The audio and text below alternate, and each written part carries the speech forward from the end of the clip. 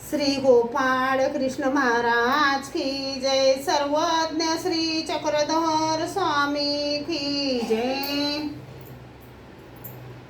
माझे सर्व भाविक भक्त, माझे श्री गोपाळ कृष्ण स्वामी यांचे भक्त, माझे दयाळू मयाळू माझे माय बाप, सर्वज्ञ श्री चक्रधर स्वामी यांचे भक्त. आता आपण ऐकू सर्वज्ञ श्री चक्रधर स्वामी यांचे चरित्र. सर्वज्ञ श्री चक्रधर स्वामी यांचे चरित्र. धर्म संस्थापनार्थाय संभवामी युगे युगे या गीतेतील नुसार कलियुगातील 5व्या सहस्रकाळात झालेला ज्ञानदाता श्री चक्रधर स्वामींचा अवतार हा उभयदर्शी अवतार होय. हा अवतार गुजरात देशाच्या राजघराण्यात झाला आणि त्यांनी महाराष्ट्रात येऊन महात्मा पंथाची प्रतिती पंत मानभाऊ पंथ स्थापना केली. त्यांचे चरित्र आता ऐका. गुजरात येथील बडोदचे स्वतंत्र राज्य शके 1101 च्या नंतर अस्तित्वात आले. तेव्हा त्या राजगादीवर मल्लनदेव यांना प्रतिष्ठित करण्यात आले. या राजाचा प्रधान विशाळदेव हा लाड सामवेदी ब्राह्मण होता. विशाळदेवांना पुत्र संतती नव्हती म्हणून त्यांनी श्री दत्तात्रेय प्रभूंची भक्ती केली. विशाळदेवांना मूलबाळ नव्हते म्हणून त्यांनी विशाळदेवांनी श्री दत्तात्रेय प्रभूंची भक्ती केली. श्री दत्तात्रेय प्रभू त्यांच्यावर प्रसन्न झाले. त्यांच्यावर प्रसादाने विशाळदेवांना मालनी देवीपासून शके 1117 मध्ये पुत्ररत्न झाले. विशाळदेवांना मालनी देवीपासून 1117 मध्ये पुत्ररत्न झाले. त्यांचे नाव हरिपाळ देव असे ठेवले. हरिपाळ देव जन्मास आले तेव्हा त्यांचे जातक वर्णन करण्याकरिता पुष्कळशे ऋषी आले होते. हरिपाळ देवाचं भविष्य पाहण्यासाठी विशाळदेवांनी पुष्कळशे ऋषी बोलवले, ज्ञानी ऋषी बोलवले. त्यात तोरणमल गुजरात राज्य येथील राहणारा कतडीनाथ हाही होता. आणि गुजरातमध्ये राहणारा कतडीनाथ हा खूप हुशार होता, तर त्यात तोही आला होता. प्रत्येकाने आपापल्या ज्ञानाप्रमाणे जातक आयुष्यात घडणाऱ्या घटना वर्णन केले आणि सगळ्या ऋषींनी प्रत्येकाने आपापल्या ज्ञानाप्रमाणे हरिपाळ देवाचे भविष्य सांगितले आणि कतडीनाथाने काही वेगळेच सांगितले. परंतु कतडीनाथाने काही वेगळेच सांगितले. तो म्हणाला, हा मुलगा वयाच्या 25व्या वर्षी मृत्यू पावेल. आणि कतडीनाथाने असे काही सांगितले की विशाळदेवांना त्या सांगितल्याबरोबर विशाळदेवांना धक्का बसला. मुलगा वयाच्या 25व्या वर्षी मृत्यू पावेल आणि त्याचे शरीर एखादा योगी पुरुष घेईल, देहात प्रवेश करेल. तेव्हा विशाळदेव म्हणाले, असे असेल तर इतर कोणी माझ्या पुत्राचा पतित देह घेण्यापेक्षा हे महाराज आपणच तो घ्यावा.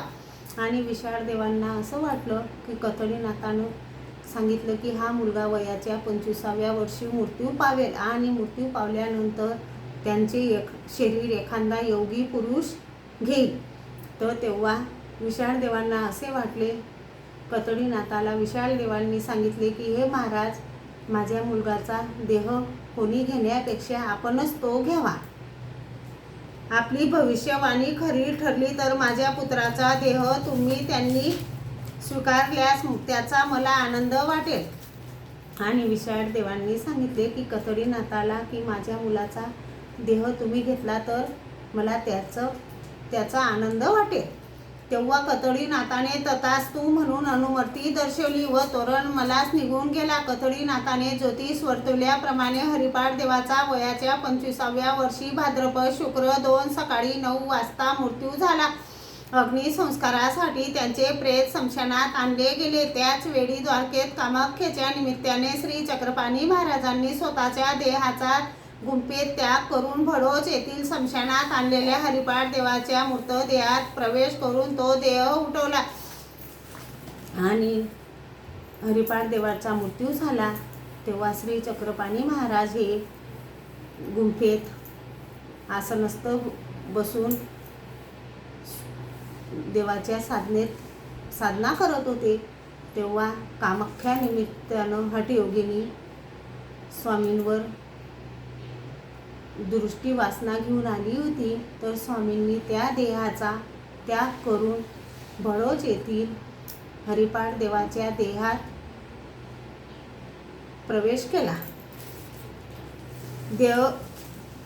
मूर्तदेहात प्रवेश करून तो देह उठविला.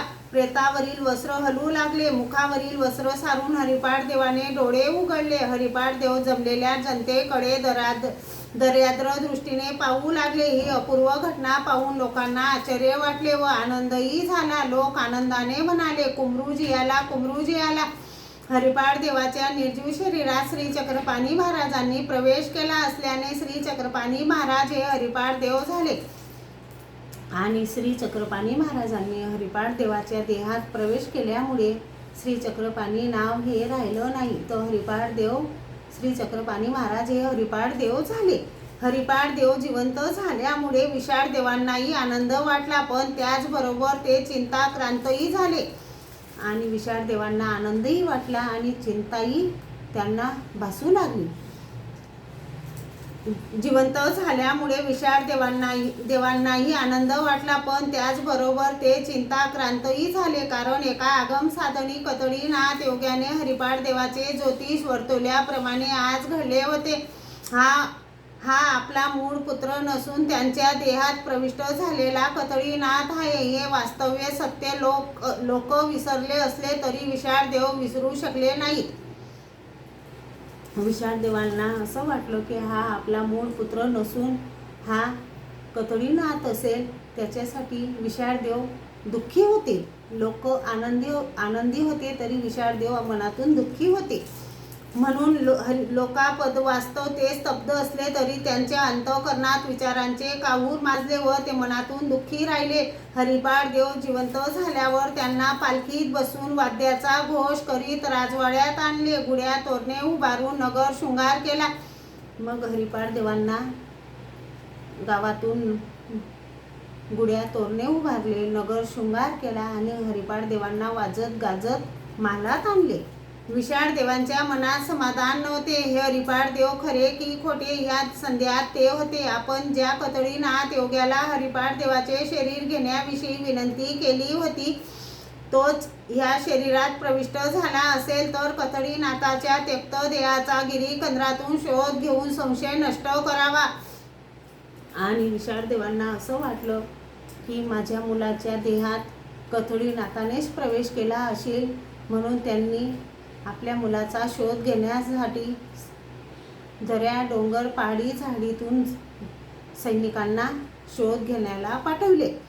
या हेतून विशाळ देवाने आपल्या सेवक सैनिकांना दऱ्या डोंगर पहाडी झाडीतून कतडीनाथाचा देहाचा शोध घेण्यास पाठवले. कारण सिद्धी प्राप्त पुरुष राज्य वैभवाचा व भोग लालसेच्या उद्देशाने आपले शरीर कडे कपारीत ठेवून इतरांच्या मूर्त देहात शिरून विलास वैभवाचा उपभोग घेतात.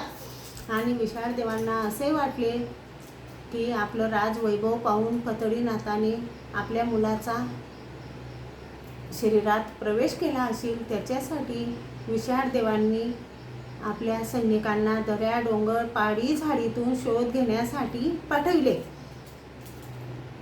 उपभोग घेता ते विशाळ देव जाणून होते, परंतु सेवकांनी कड्या कपाऱ्या शोधूनही कतडीनाथाचा त्यक्त देह कोठे आढळून आला नाही. आणि सैनिकांनी दऱ्या डोंगर पहाडी झाडीतून पाहिल्यानंतर कतडीनाथाचा त्यक्त देह कुठे आढळून आला नाही. यामुळे विशाळ देवांना काहीसे समाधान वाटले. यानंतर आपली स्नुषा हरिपाठ देवाची पत्नी कमला देवीस हरिपाठ देवाचे प्रकृती अनुभव पाहण्यास सांगितले. आणि कमला देवीने पूर्वीचे हरिपाठ व पुनर्जीवित हरिपाठ यात काहीच फरक जाणवत नाही. आणि विशाळ देवांनी कमला देवीला सांगितले की आपले पूर्वीचे हरिपाठ देव आणि आताचे हरिपाठ देव यांच्यात वागणुकीत, बोलण्यात, चालण्यात काही फरक आहे का, ते तुम्ही पहा आणि मला सांगा. आणि कमला देवीने पूर्वीचे हरिपाठ व पुनर्जीवित हरिपाठ यात काहीच फरक जाणवत नाही असे अनुभव सांगितले. ही संशय कल्लोळीची परीक्षा पूर्ण झाल्यावर प्रधान विशाळ देव निर्धास्त झाले व त्यांचा संशय निघून गेला. आणि असा विशाळ देवांना समाधान वाटले की आपले हरिपाठ देव आहे ते. श्री चक्रपाणी महाराज हरिपाठ देवाच्या देहात आल्यावर पूर्वीच्या हरिपाठ देवाप्रमाणे वर्तन करू लागले. अशीच त्यांची 12 वर्ष निघून गेली. या काळात त्यांना कमलादेवी पासून एक मुलगा झाला. त्यांचे नाव माईपाट देव असेच ठेवले. आणि हरिपाठ देवांना त्या कमलादेवी पासून एक मुलगा झाला आणि त्या मुलाचं नाव माईपाट देव असे ठेवले. हरिपाठ देवाचे श्री चक्रपाणी महाराजांचे अशा राज्य वैभवात मन रमेना. आणि हरिपाठ देव हे श्री चक्रपाणी महाराज होते. त्यांचं असं राज्य वैभवात मन रमेना, कारण ज्या कार्यासाठी अवतार धारण केला ते कार्य तसेच पडून होते. कारण स्वामींनी जीवांचा उद्धार करण्यासाठी अवतार धारण केला होता. कारण ज्या कार्यासाठी अवतार घेतला ते कार्य तसेच पडून राहिले. म्हणून त्यांनी उदासीन धारण करून राम यात्रेला जाण्याचा मात्या पित्यांजवळ हट्ट धरला. त्यांना तिथून जीवांचा उद्धार करण्यासाठी जायचे होते. त्यांनी उदासीनता म्हणजे स्वामींनी राम यात्रेचा नियम करून स्वामी तिथून निघण्यासाठी हट्ट धरला. रामाचे दर्शन घेतल्याशिवाय मिष्टान्न पदार्थ ग्रहण करणार नाही अशी शपथ घेऊन ते ताक भात खाऊ लागले. यामुळे त्यांचा देह रोडावला. हरिपाठ देवाची सर्वांग सुंदर मूर्ती कृष्य झालेली पाहून त्यांच्या माता पित्यांनी जड अंतःकरणाने त्यांना राम यात्रेला जाण्यास परवानगी दिली. आणि हरिपाठ देवांनी रामाच्या दर्शन घेतल्याशिवाय मिष्टान्न पदार्थ ग्रहण करणार नाही अशी शपथ घेतली. त्यामुळे स्वामी हट्ट धरू लागले आणि स्वामींनी सांगितले की मी रामाचं दर्शन घेतल्याशिवाय अन्न ग्रहण करणार नाही. म्हणून माता पित्यांनी जड अंतःकरणाने स्वामींना राम यात्रेच्या दर्शनाला पाठविले.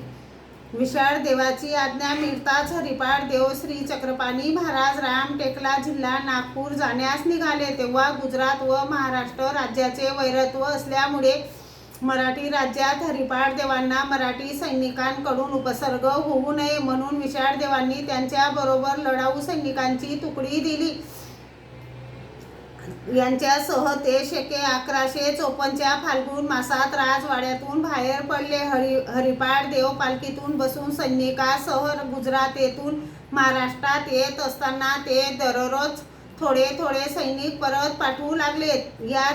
त्याचबरोबर राजवाहन पालखीही पाठवली. असे होत असताना महाराष्ट्रात रिद्धपूर जवळील देऊळवाडा येथे आल्यावर 2 सेवक त्यांच्या बरोबर राहिले. त्यांनाही तेथं माहीत होऊ न देता साधा पोशाख करून रिद्धपूरला चैत्र शुद्ध पौर्णिमेस शके 1155 रोजी आले. तेव्हा रिद्धपूर येथील राजवन हाटात खानवाडीच्या बाजारपेठेत श्री गोविंद प्रभूंची आणि हरिपाठ देवांची भेट झाली. तेथे त्यांनी श्री गोविंद प्रभूंपासून अनुग्रह घेतला, ज्ञानशक्तीचा स्वीकार केला व जीवोद्धरण कार्यास प्रारंभ केला. श्री गोविंद प्रभूंनी हरिपाठ देवाचे नाव श्री चक्रधर असे ठेवले. श्री दत्तात्रय प्रभू पासून श्री चक्रपाणींनी, श्री चक्रपाणींपासून श्री गोविंद प्रभूंनी व श्री गोविंद प्रभूंपासून श्री चक्रधर स्वामींनी ज्ञानशक्तीचा स्वीकार केल्यामुळे श्री चक्रपाणींचे अवरदृश्य व श्री गोविंद प्रभूंचे परदृश्य या दोन्ही ज्ञानशक्ती श्री चक्रधर स्वामींच्या अवतारात एकत्र झाल्यामुळे श्री चक्रधर स्वामी हे उभयदर्श अवतार मनावले जातात. यानंतर श्री चक्रधर स्वामींनी हरिपाठ देवांनी पूर्वीचे वस्त्रे उतरून ठेवली व डोक्याला आणि कमरेला 4 हाताचे वस्त्र गुंडाळून ते रिद्धपूरहून निघाले. ही वेशभूषा संन्यास धर्माची नसून त्यांच्या विरक्तीची व उदासीनतेची निर्देशक होती. या उदास स्थितीत ते ताण लागली तरी कुणास पाणी पिण्यास मागायचे नाहीत. नदीच्या काठी जायचे आणि दोन्ही हात टेकून तोंडानेच पाणी पित असत. पायात प्रार्थने घालायची नाहीत. त्यामुळे रस्त्यावरील काटे रुतत असत. वनातून चालताना झाडाचे काटे अंगात रुतत असत. त्यामुळे त्यांच्या सुकुमार देहातून निघालेले रक्ताचे थेंब जणू रत्नामध्ये हिरे जडवल्याप्रमाणे चमकत असत. डोक्यावरील मोकळे केश झाडाला अडकले तरी ते आपल्या हाताने काढीत नसत. केस अडकल्यास स्वामी तेथेच उभे राहायचे. वाऱ्याने जेव्हा केश मोकळे होतील तेव्हा तेथून प्रयाण करायचे. भिक्षा घ्यायची असल्यास ती हातावरच घ्यायची आणि नदीकाठी जाऊन तेथील खडक पायांनी स्वच्छ करून त्यावर हातातील अन्न ठेवून भोजन करायचे. उदास वृत्तीने राहणारे स्वामी कोणाशी बोलत नसल्यामुळे लोक त्यांना मुनी बाबा त्यांचा गोर वर्ण पाहून गोमटे देव आणि अंगावरील अपुऱ्या वस्त्रामुळे नग्न देव असे म्हणत. अशा प्रकारे स्वामींनी एकांत कालात 31 वर्ष 9 महिने व्यतीत केले. या कालात स्वामींना माधव ब्राह्मण, भांडारेकर, हंसाबाई, सारंगधर, रंगाधर, वासनीकर, शेंदूरजणीचा ब्राह्मण व तेथील बाई, चर्मकार, रामदेव वडनेरकर, सालबडी येथील मुक्ताबाई, उदडीनाथ इत्यादी दर्शनीय वेदवंत बोधवंत अधिकारी जीव भेटले. त्यांना त्यांच्या पूर्ण पुण्यकर्मानुसार ज्ञानदान देण्याचे कार्य केले. स्वामींनी एकांत काल एकटेच असत. सोबत कोणी नव्हते म्हणून एकांत संपून 1186 पौष पौर्णिमेच्या दिवशी श्री क्षेत्र पैठण येथे आले. तेथे येऊन त्यांनी संन्यास धारण केला आणि तेथूनच त्यांचे जीवोद्धरण करण्याचे खरेखुरे कार्य सुरुवात झाले. स्वामी एकांतातून लोकांतात आल्यावर त्यांना पुष्कळसा शिष्य परिवार मिळाला.